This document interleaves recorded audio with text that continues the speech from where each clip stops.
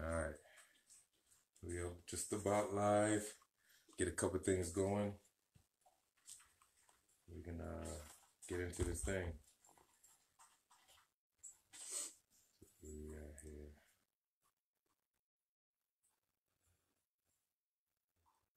Let me share this thing real quick. Yeah. I almost forgot. I need to share it.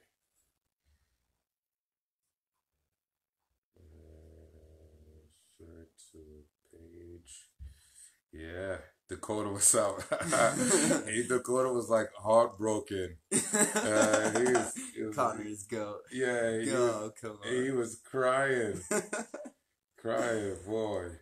Yeah, I wish I could have been there to see that. Oh yeah. Dakota was like, he was quiet, and we had a suicide watch. We had a suicide watch for Dakota. Still on watch for the next 4 years. Yeah. We wanted to make sure he didn't commit suicide. All right, guys. We're about to get started in about 2 seconds. Just try to share it a little bit. All right, man. We could get this thing popping a little bit. Wow. Last night, man. Crazy. Insane. Yeah. UFC 229. Khabib Nurmagomedov versus Conor McGregor. Wow. Crazy. The whole night there was a bunch of really good fights. Yeah. But that was wild at the end. Nothing was crazier than what happened at the end. You know what? Real quick, let's touch upon the fights because I think too many people are missing that. Yeah. I mean, but the best fight was obviously the Tony Ferguson versus Anthony Pettis, and that was a damn good fight. That was an insane fight. Two warriors going after it. I was shocked that Anthony Pettis did quit with a broken hand. We have seen a lot of people fight with a broken hand, and like you just don't ever want to quit in your stool. But I guess sometimes you just gotta call it. Yeah, I think he knew he was gonna. The pace was changing. Yeah. Tony was pushing hard, and I think his tank was breaking. I think that hand was broken. It was couple reasons. Yeah, well, you know what? Hold on, guys. We kind of jumped into it. Let's start over real quick. Welcome to another episode of Hard Work, Bad Decisions, the good, the bad, the ugly. Let's talk about it. It's me, Gilbert Smith, and my co-host is Dylan the King. His name is Dylan King, but his middle name or his nickname is The. For now. Yeah, for now. And obviously, we're going to be talking about UFC 229. And I want to give a quick shout out to some of our sponsors. My number one sponsor is Seven Moons Massage Therapy. Rachel Michelle Jones. I put those two words together. Guys, if you need a massage, go check her out. Mention Team Victory and you'll get a special VIP pricing. And she's definitely going to hook you up. Yeah, she'll take good care of you. She helps all of us out. Yeah. Well, I'm gonna talk a little bit more about our other sponsors, but we can get back into this podcast. Yeah. So UFC 229, Tony Ferguson versus Anthony Pettis.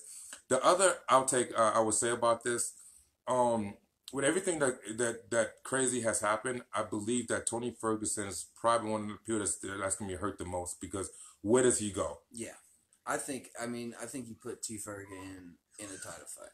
Yeah, but again too, because we have Khabib probably going to be getting suspended. Yeah, and depending on how long he gets suspended for, he might get stripped. Yeah. Well, then what do they do? Say they do. So say he beat everybody else. Really, he beat everybody else. He's really cleaned out the division. Yeah. So Khabib and Conor.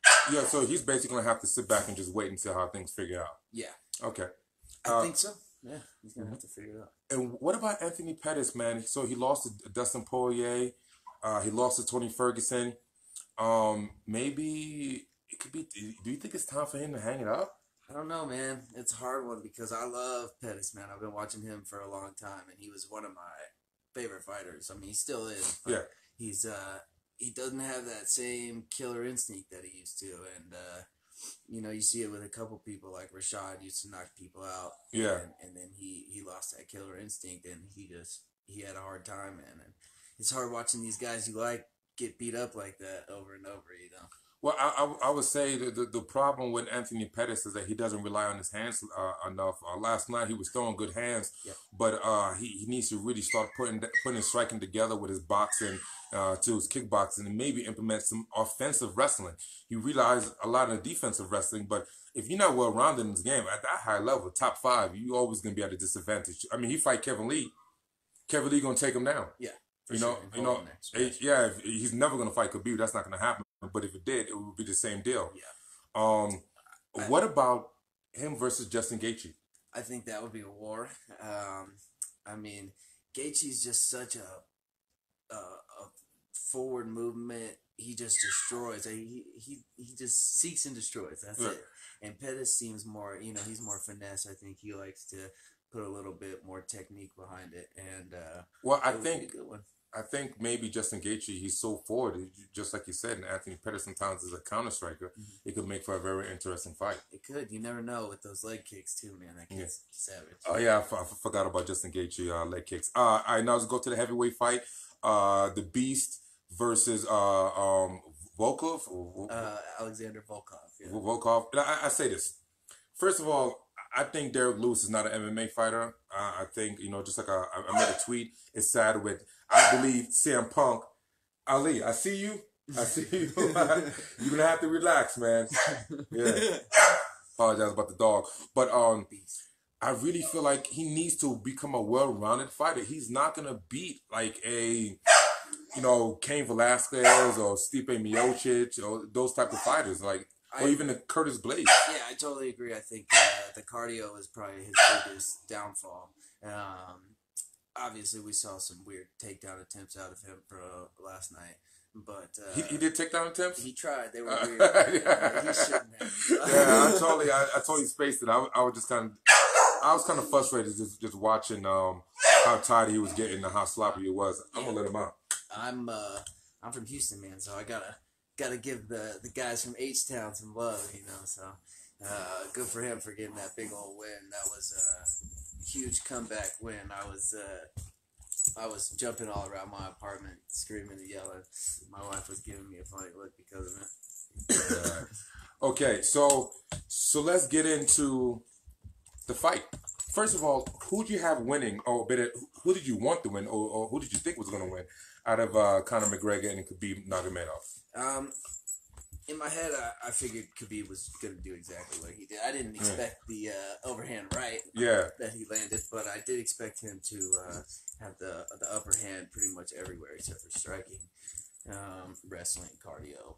Okay. Well, I tell you what, it took me a long time to figure it out, and I did the podcast yesterday, and I couldn't choose, but just right before the fight began, I decided, and I was like, you know what, Khabib was going to win. And I even said that Khabib was going to win the fourth round, and I predicted it straight up and down on the rail. So nice. I'm pretty ecstatic with my prediction. They called me Mr. Mac Part 2. I did see your post. Yeah. So it's not just him making it up. I saw an actual post before the fight. All right. So the fight went the way most people expected, except for the over right hand for Khabib that actually dropped Conor McGregor. Yo. You were so good yesterday. I don't know. I think it's your presence, man. He's like, you see someone new. Okay, I got you, man. Yeah, this is my new puppy. He's cute, man. Yeah, I know. But so Khabib took him down. Yeah. Smashed him. Now here's something that's pretty interesting. Two facts. They said that Khabib never lost a round, but he lost a round last night. Yeah. He lost, three? He lost the third round. And the second round, they gave him a 10-8 round. Did they? Yeah, it was good. The score in the judges' card was 29-27. Okay. So that means that because there was a 10-8 round, and that's why Conor McGregor had a 27. It looked like he lost every round, but he lost 2 out of 3. Okay. But one of the rounds was a 10-8 round. And Khabib finally lost 1 round. You know what? People always say that, but everybody forgets about that Gleason Tebow fight. And I know. Did he lose a round in that fight? I personally think he did. He didn't land 1 takedown. He went for, I don't even know how many, like 15 takedowns and didn't get 1 of them. Huh. But I gotta watch that fight because everybody keeps talking about it, and like I didn't see the fight live, and I haven't watched it. But people like Caleb believe that he lost that fight. Yeah, there's a bunch of people that thought he lost that fight. I thought it was super close. I thought it could have gone either way.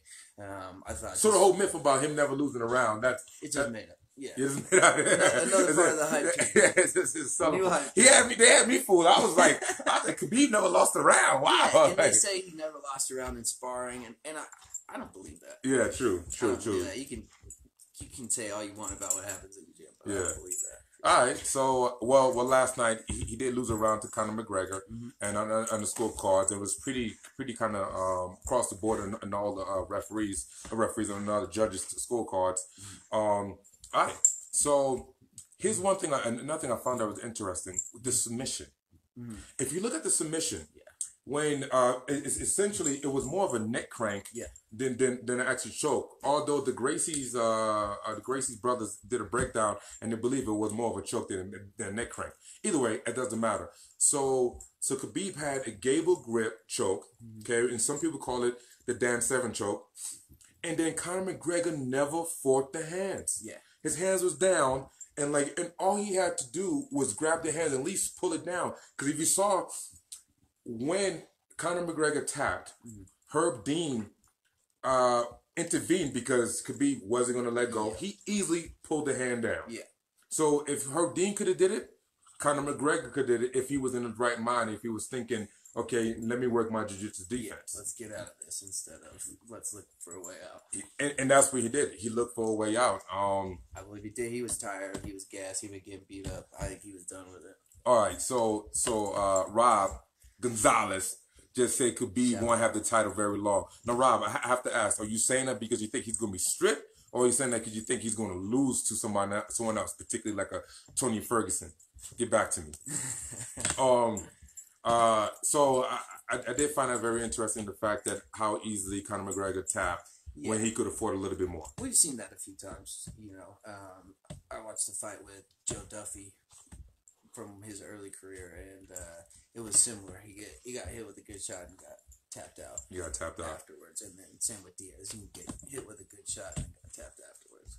All right, take Conor McGregor down to the ground. I mean, that's always been a thing. Unfortunately, someone like Chad Mendes. You know what's so sad about that fight with Chad Mendes? Is Chad Mendes, if he had the cardio, he could have been the first one to finish Conor McGregor. And I think Conor was cutting so much weight. He was big for that weight class. Yeah. I think it was just a bad matchup, bad timing for that one. For both of them. But I feel like Chad Mendes had the recipe to beat Conor McGregor. Go hard, get the takedown, and work the submissions. How often do you see somebody gas before Conor? That's true. But that's on a 2-week camp. So. Jesus, he's having a good time. And it really goes to our ability to talk while you got a spazzy dog tripping out. We are multitasking. Yeah. Okay. All right. The melee. Okay. Now, I got a couple key points. All right, we got some. Okay. So we talked about the pre-fight. You had Khabib winning. I thought Khabib was going to win. He actually won. So we talked about the fight itself. He won by a rear naked choke, but more of a neck crank, less of a choke. That's what some people speculate. I thought it was a super impressive performance.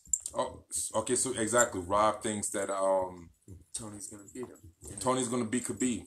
Okay. Here's the thing. Here's the problem with that, Rob. I actually believe that Khabib is going to retire. Ooh. So yeah. Khabib training partner and coach Josh Thompson was saying that he believed that Khabib is going to retire. Now, let's talk about that real quick, the retirement. If you are undefeated, 26-0, you are the champion, defending champion, and you beat the #1 star in the UFC, what else you need to do? Like anything else, it's going to be downhill from there. Yeah, but I mean, we've seen him have issues at making 155 before. Yeah. And so, I mean, there's always the possibility for him to go up, and maybe if they do decide to create the 165 class, he could go there, or maybe just go all the way to 170. I think that if he wants to, he can keep pushing his legacy.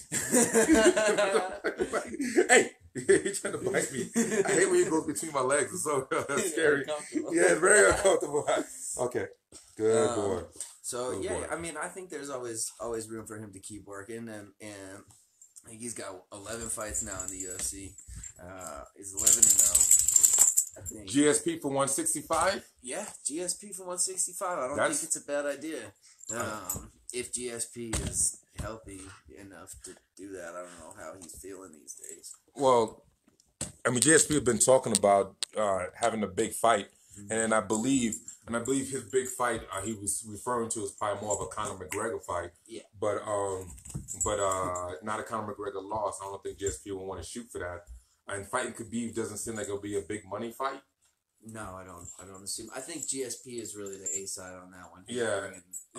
Canada. I think GSP should fight Tyron Woodley and call it a day. I think he should, but I don't think he will because I think Tyron's a savage and he's in his prime right now. Yeah, he's just okay. He's a beast. So let's talk about the melee. Hey, no. What was your opinion about it? I thought it was uncalled for. Right, so I get that these guys have been going back and forth for however long, the whole New York thing. I get it, but he literally just got to beat him up for 18 minutes. Decided to submit him. Nobody made him submit him. Right, he could have beat him up for another 7 minutes. Yeah, right. He got what he wanted. Is what it seemed like to me. You win the fight. You win the grudge match. You got all the bragging rights.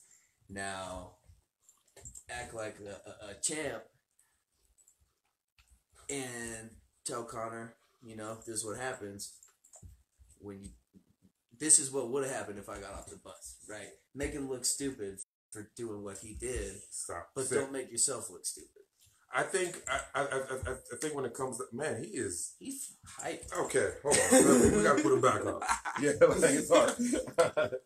Because now he's like biting hard, man. Come here. He's too hyped up. Hey, come on, let's go. Watch out for the beast. He's so much better, man. Yesterday. Because I wasn't here, he can smell my dogs on me. Let's see here. Joshua Wolf says, who do you think would win? Nate Diaz versus Khabib. All right. Well, actually, I want to backtrack here because Dakota made a pretty good point, and he got some matchups. Nate versus Conor 3. I agree. Khabib versus Tony. If Khabib doesn't get stripped, I agree. Pettis versus Gaethje. I agree. And what was the last one? Last one was actually another one. Poirier versus Kevin Lee. You know what, Dakota? I'm not going to lie to you. I agree with all those matchups. Yeah, those are not bad. Yeah. Those are some decent matchups. Yeah, I mean, regardless if Diaz wins or loses, that Conor fight is always there. Yeah. I mean, honestly, Conor versus Nate Diaz has to happen. Yeah. It has to happen. Before they're both done, that third one, sure. For sure. And I honestly believe Diaz would get mauled by Khabib. I think that's a bad matchup. I think it's a really bad matchup for him. We've seen him get wrestled a few times by Rory and RDA and a few guys. I don't think that's a good one for him. Okay. So let's get back to the melee. Let me give my opinion about it. First and foremost, the melee wasn't about Conor McGregor. No. So him beating up Conor McGregor a little bit more, not going for the choke, had nothing to do with Conor McGregor to a certain degree. It had to do with his corner. Yeah. And Dylan Dennis was talking trash to him throughout the whole fight. I would say this also is that for Conor McGregor part of it, you can't talk about someone's father, someone's brother, someone's religion, someone's country, and expect for me to be civil after the competition. I mean, I'm from the streets, man. Like I'm saying, I really believe that Conor McGregor had that coming. His team had it coming, and I honestly would say this: Dana White had it coming. Yeah. The UFC had it coming. I agree. The whole it was leading up to this, right? Everything that happened, them using the dolly in the promo, all the fights, all the trash talking. It was all leading this. I get it how it all culminated in this event. Okay, but think about this though. when Conor McGregor did the whole throwing the trolley through the bus and everything, he never got punished. Yeah, he didn't get punished by the UFC. UFC, yeah. Or the commission.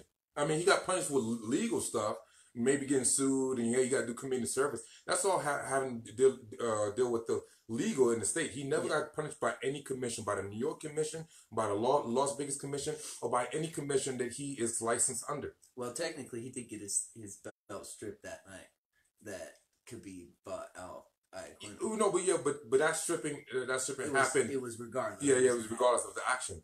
So I think if they would have not stripped him, and he was planning on fighting sooner, and the New York State Athletic Commission would have suspended him for a year or whatever, I think maybe then the UFC would have stripped him. Okay, but also, what about what Conor McGregor did in England, Ireland, or when he jumped over the cage and he got into a confrontation with a referee? Ridiculous. I'm not. No punishment there.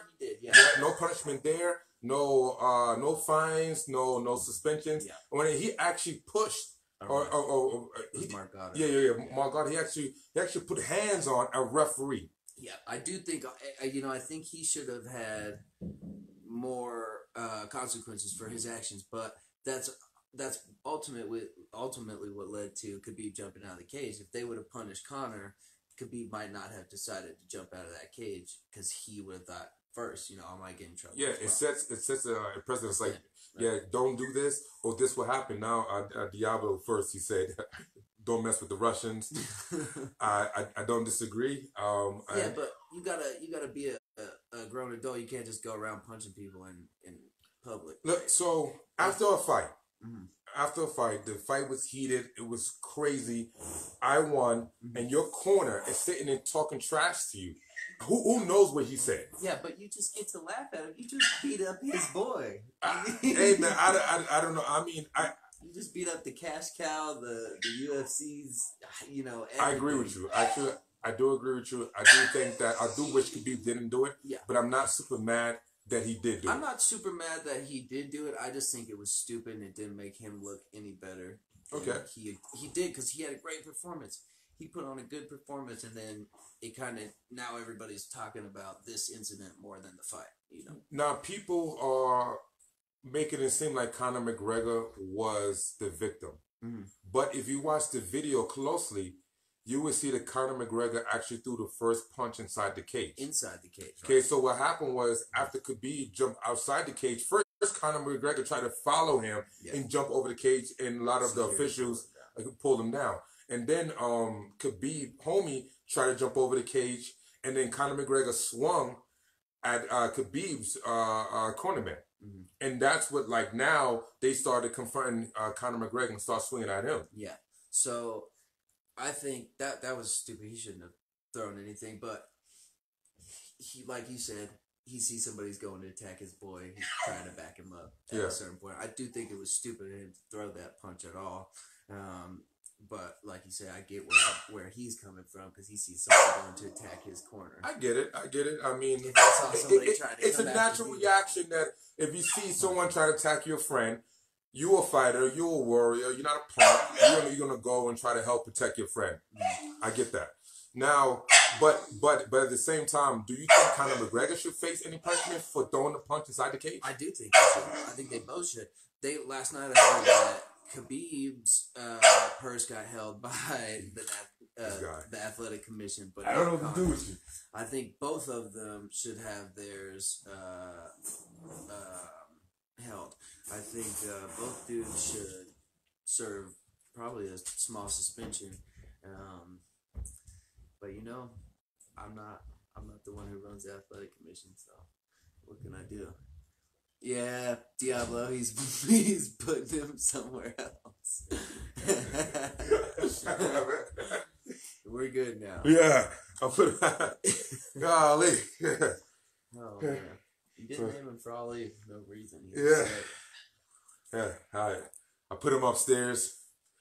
Hopefully he could find a little corner, and hopefully he don't pee and poop on my rugs. Okay. All right. Getting back to what you were saying, I apologize. Can you repeat that? Yeah. Last little piece. I was just saying, I heard that Khabib's purse got held, and I think they should hold Conor's as well.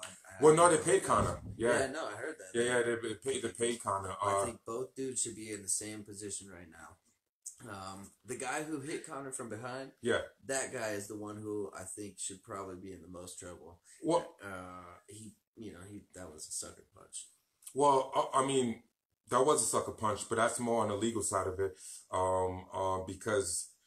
However, Conor McGregor, being a stand-up dude, he's not going to press charges. No. Because all those guys got arrested from Khabib's corner. And he could have pressed charges. And he could have pressed charges, but I guess he's no snitch. Yeah. So those guys are not going to face any legal issues as far as that.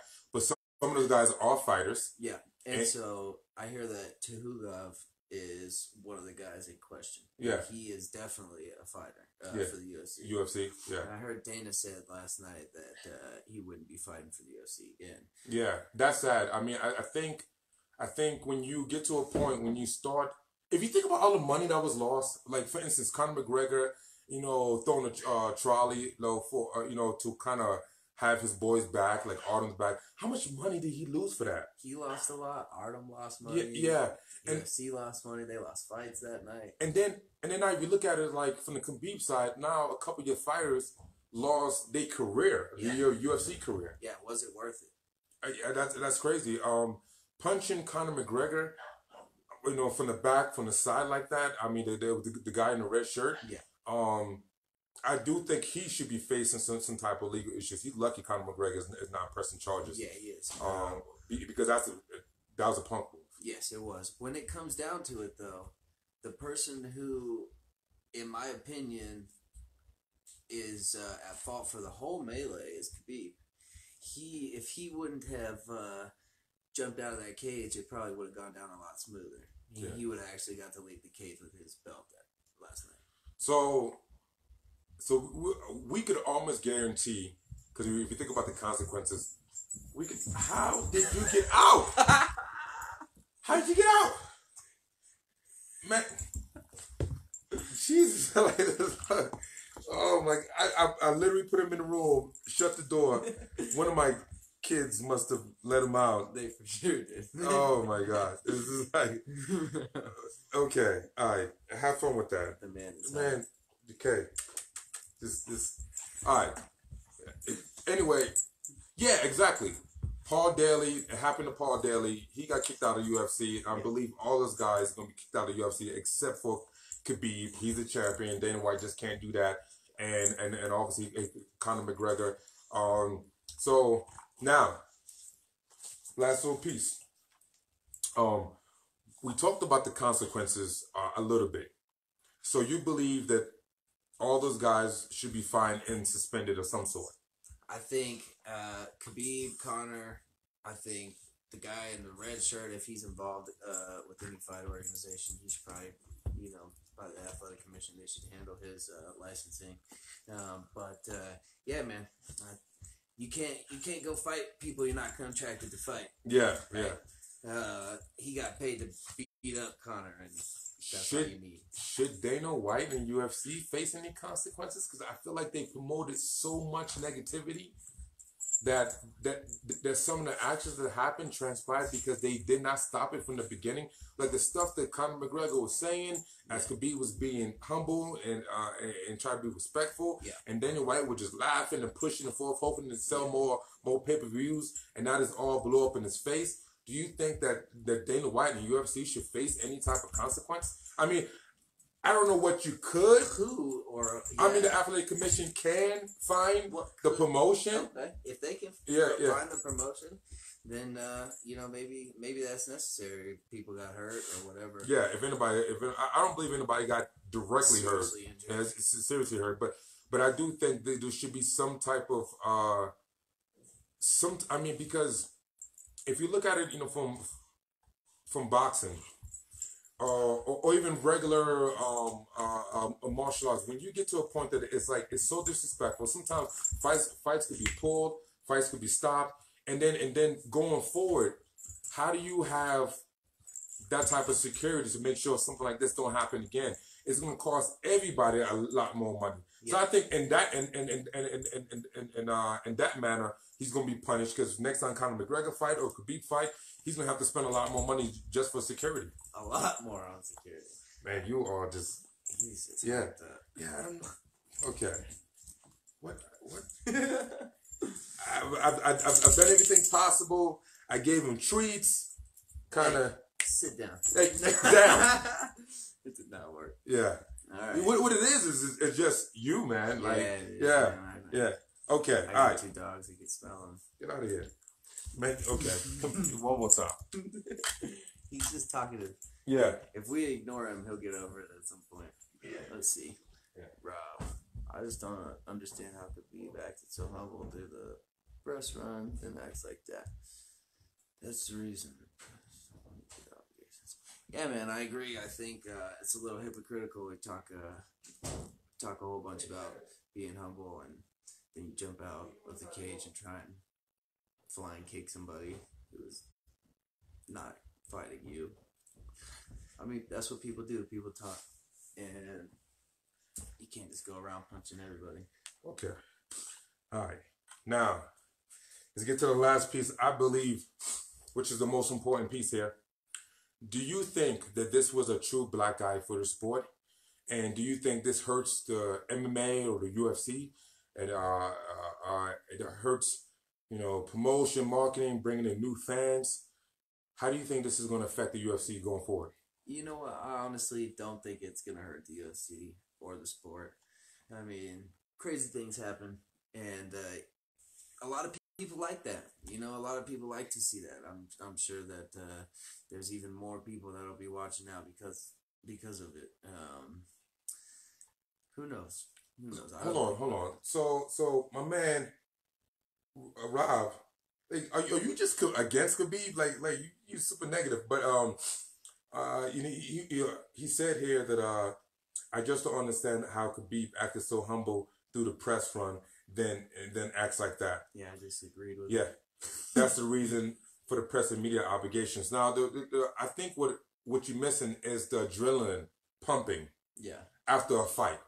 And, after a fight like that and your adrenaline is pumping and you got somebody talking trash to you from the sidelines, you sometimes lose your mind and you're like, you don't remember your humble side. You don't remember your respectful side. You just like, you in fight mode. Yeah, I get it. You're still in fight mode. You just choke some dude out. Yeah. And you beat him up.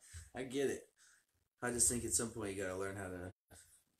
And I've heard that Khabib's a hothead, and really? Yeah, I heard that from I think it was Daniel Cormier. Somebody said he was a hothead, so they were working on keeping his temper down. Wow. Yeah. Okay. And then my man Wally said he hopes that the athletic commission, the Nevada Athletic Commission, put together some type of code of conduct.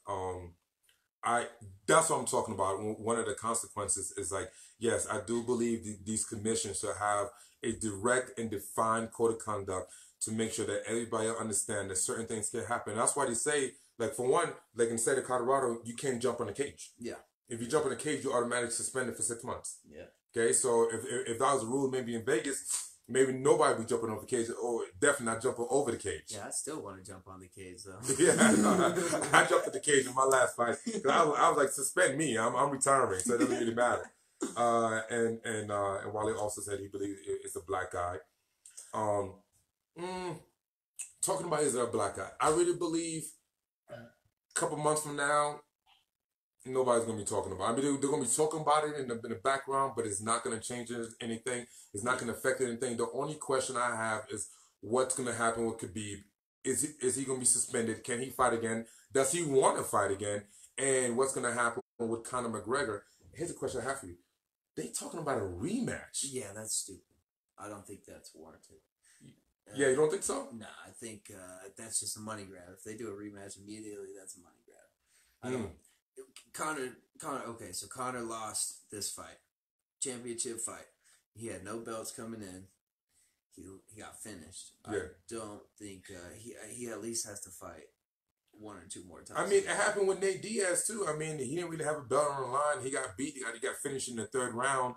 It was the 3rd round or 2nd round. It was the 2nd round, and then they gave him a direct rematch. With who? Nate Diaz.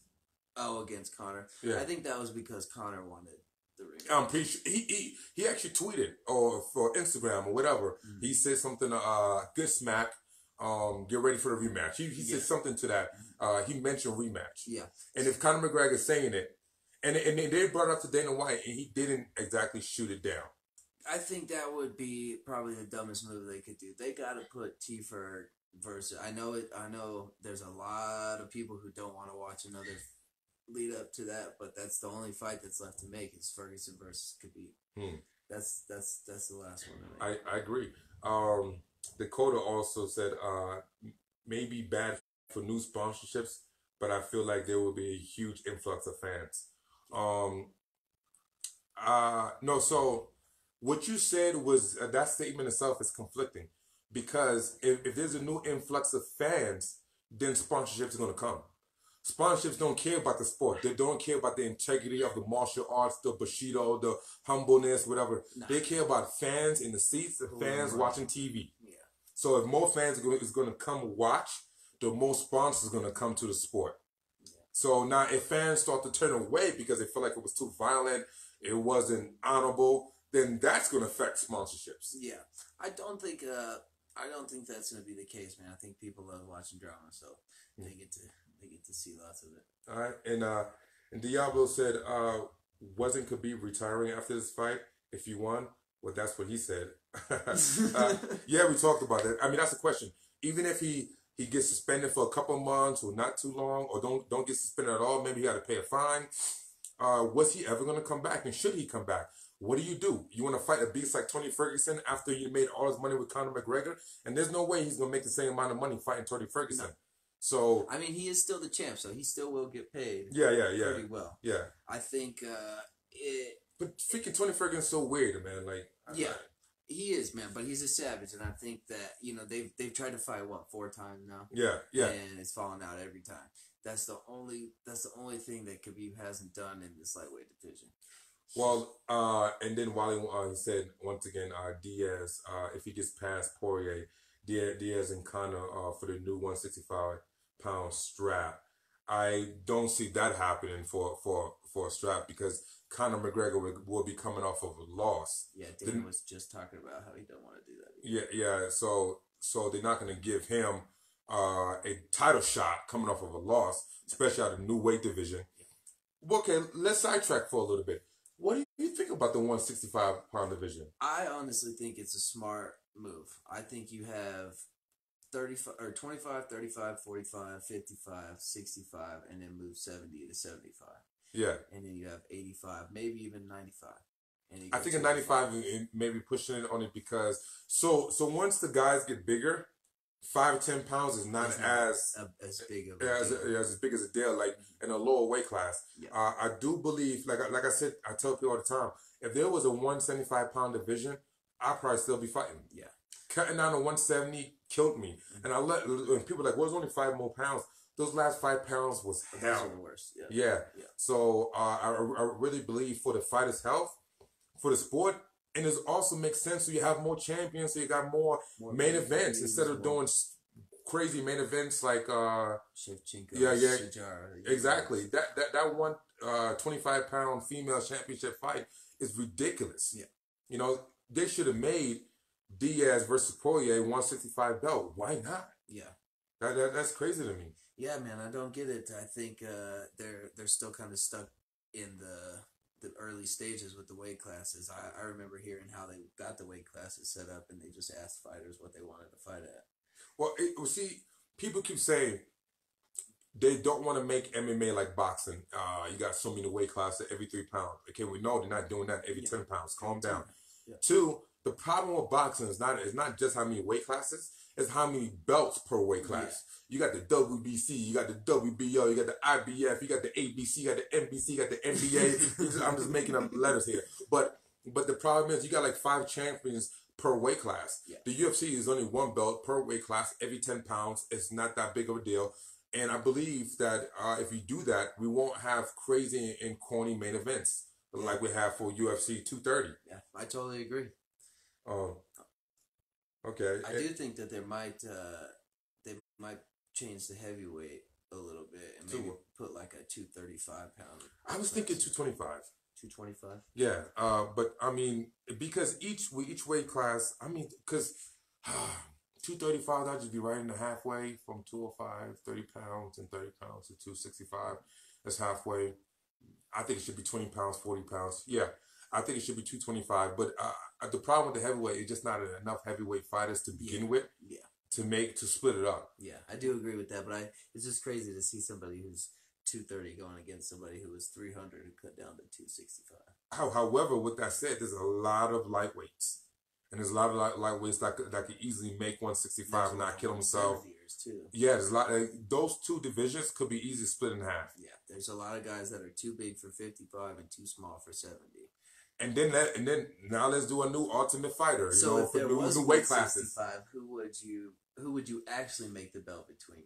I mean, it should have been a Dustin Poirier versus Nate Diaz. But I don't think Nate Diaz deserves it, right? I think he just came off the loss to Conor. Yeah. Right, and before he went and beat Conor, he was coming off losses at 55. I definitely think he deserved it just because of his name value. Yeah. That's one. I think Dustin Poirier deserves it. I mean, Dustin Poirier. Dustin Poirier. He beat Anthony Pettis. He beat Justin Gaethje. He beat Eddie Alvarez. Like, this dude has been running through the lightweight division, and now he has to sit back. Because first of all, even if he beat Nate Diaz, he's not going to get the next title shot, right? Because that's Tony Ferguson. Yeah.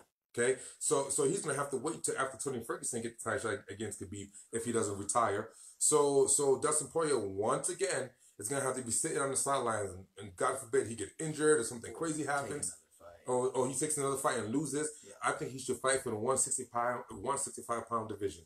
Let's do it. Okay, we'll move Khabib up, make him a 2-weight world champ. Yeah, put him against Dustin. Okay, so you don't believe that what happened last night is going to hurt the sport or UFC? People are going to move forward, and we're just going to... I think it probably hurt Khabib more than anybody. Yeah. I think it was just stupid on his part. All right. Rob said something. Okay, Rob. Said a lot more than something. Yeah. Well, first of all, Diablo said, you got to go to work, brothers. Great talk, good point. Okay, well, Diablo, we already know you don't really have a real job. Like you like time to come on. But Rob was like, what did Rob say? All right. God thank you. All right, it's no longer one versus one. I'm assuming you're saying that. Uh-huh. Training partners, coaches, family members, managers, all getting this spotlight to talk. Okay, yeah, that's kind of true, and that could be a little bit annoying. Mm-hmm. They get interviews, almost the same amount of the press, just being in the circle. Gotta roll deep when you show up to fight one-on-one. So, do you think that they should limit? Because one of the things I hate about boxing, when you do a press conference or the weigh-ins, it's like a stage full of people who got nothing to do with anything. Yeah, I think it's ridiculous, unnecessary. When you have a squad, right? Yeah, you keep them small. They should only be allowed to bring their coaches in and somebody else. Your manager should be in the office doing the paperwork. Right. And your trainer should be in the gym. Maybe have one guy there just to, support you. But having these crews behind you, I do think they should work on that. And that's another one of those code of conduct things. When you do press conferences or media obligations, or even coming into the cage, you have only one coach come in. I don't know, because if you win, you do want to have your whole squad there to take a picture. Yeah. So maybe, I don't know, man. It's hard. You never know what's going to happen. Yeah. So, but I do think limiting your squad, I think makes sense, and it kind of reduce potential of anything crazy happening. Adam just said, the UFC, like a business, is about money. Facts. Drama brings ratings. Facts. Dana consistently allowed this. Facts. Everything you said is true. Yeah, I agree with those statements. Those are all true. All right. So, okay. So, we kind of ran it down, guys. We talked about a lot. I want to say a couple of things. One, I want to talk about another team sponsor we have with Onyx Sports. I just got my new Onyx gloves. This is from Trevor Whitman. He's the coach of Justin Gaethje and Rose Namajunas. You're terrible with that. How do you say it? Namajunas. My bad. But check these gloves out. There you go. Turn around. Hard work, dedication, man. These gloves are dope. If you go to onyxsports.com/T as in Team Victory, T Victory, and you want to order these gloves and you go through our website, you actually get 10% off. They are all pretty expensive, but I tell you, they're really worth the money. And also, you can do payments. I'm not gonna lie, I'm not balling. I'm doing payments. I'm gonna be getting mine too, and I'm gonna be doing payments. Yeah. What you gonna have? The King and King, the King. I haven't decided. Okay. And once again, like I said, if you're in Colorado Springs, if you need a massage therapist, reach out to Rachel Jones from Seven Moons Massage Therapy or Therapeutic Massage. I always messed it up. She mentioned Team Victory, and you get some VIP pricing. That's all I got, man. You got anything? Nah, man. I'll see you on the next one, except for not 2:30 because that's wax. Yeah. We'll skip that one. The Nate Diaz and Dustin Poirier fight. That's might have to do one just for that. Yeah, just for that fight. All right, guys. Thank you for watching another episode of Hard Work, Bad Decisions. The good, the bad, the ugly. Let's talk about it. And I apologize for my dog, man. He was wilding out. We work on that.